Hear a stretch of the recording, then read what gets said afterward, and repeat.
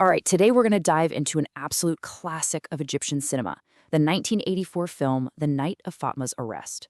Now, on the surface, it's this powerful crime drama set during Egypt's 1952 revolution. But what it's really about is something so much deeper. It's a story about sacrifice, about betrayal, and maybe most importantly, how easily the real truth can just get buried. The short story that this film is based on, it opens with this incredibly haunting image. And it's such a perfect metaphor for our main character, Fatima.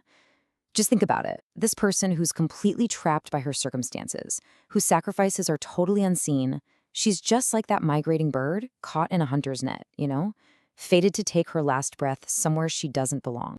And that really gets to the heart of what we're talking about today, because the film shows us this celebrated local hero, right? Someone everyone looks up to. But it makes you ask this really uncomfortable question. What if the story everyone believes is just a total lie? And what if the real hero has been completely written out of history? So let's get into it. The director, Henry Barakat, he doesn't waste any time. There's no slow build-up here. Nope. He just throws us right into the deep end, right into the middle of the action. We don't start at the beginning of the story. We actually start at the very end, with everything already falling apart. And this is how we first meet Fatima, our protagonist, played by the one and only, the legendary Faten Hamama. She's up on a rooftop, totally desperate, and she's threatening to jump. It's right there on the edge of everything that her childhood sweetheart, Syed, finds her. And because she's cornered with absolutely nothing left to lose, she finally tells him the whole incredible story of how she ended up there. And listen, this isn't just some random movie. We're talking about The Night of Fatma's Arrest, and it's widely considered one of the greatest films in the history of Egyptian cinema. For real, it's this deep, profound look at revolution, class, and betrayal. And we see it all unfold through the eyes of one unbelievably resilient woman. Okay, so why? Why is she on that rooftop ready to jump? Well, the reason is just, it's heartbreakingly simple, and it's the core conflict of the entire movie. It all comes down to a deep, cruel betrayal, and it comes from the one person in the world she should have been able to trust. Yeah, her own brother, Galal.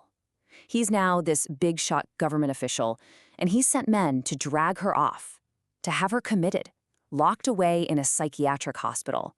And this isn't just him being mean. This is his end game. It's his final move to silence her for good, to completely erase her and her truth from existence. And this is really what the whole story hinges on. You've got these two siblings living in two totally different worlds. Fatima, she's all about integrity, sacrifice, but nobody, and I mean nobody, believes a word she says. Meanwhile, her brother Galal, he's driven by nothing but greed, and yet he's celebrated by everyone as a war hero. It's this completely insane, unjust contrast that just fuels the whole tragedy. So as Fatima starts to tell her story on that rooftop, the film pulls us back in time with her. We go into this long flashback. And what's the very first thing we find out? That this moment of desperation, it's not random. It's the final result of a whole lifetime of her putting everyone else first. So when their mother passes away, Fatima is faced with this absolutely devastating choice. She gives up her own dream, her one shot at happiness, marrying Sayed, the love of her life. She sacrifices it all. Why? To stay behind and raise her younger siblings, including Galel. So right from the get-go, we see this profound sense of duty she had.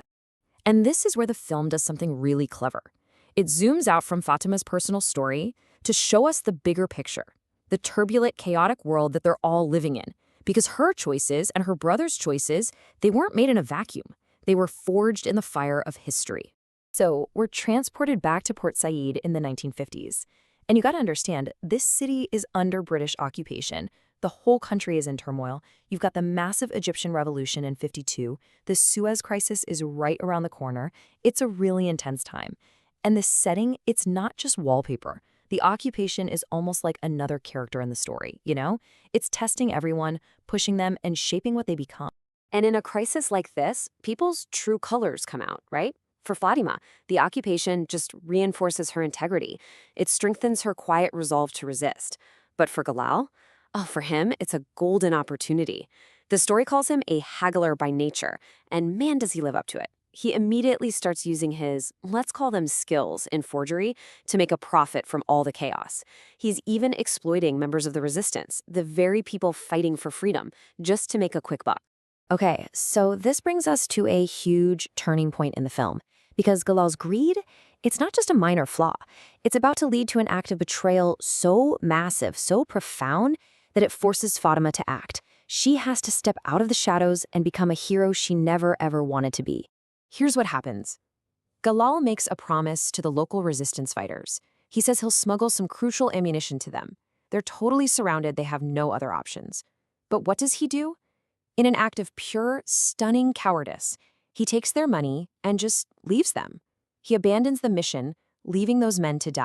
So when Fatima finds out what her brother did, she just can't stand by and let those men die. So what does she do? Well, in this incredibly tense sequence, she takes the ammunition, these explosives, herself, and makes this dangerous crossing on the ferry in the middle of the night. She does the mission.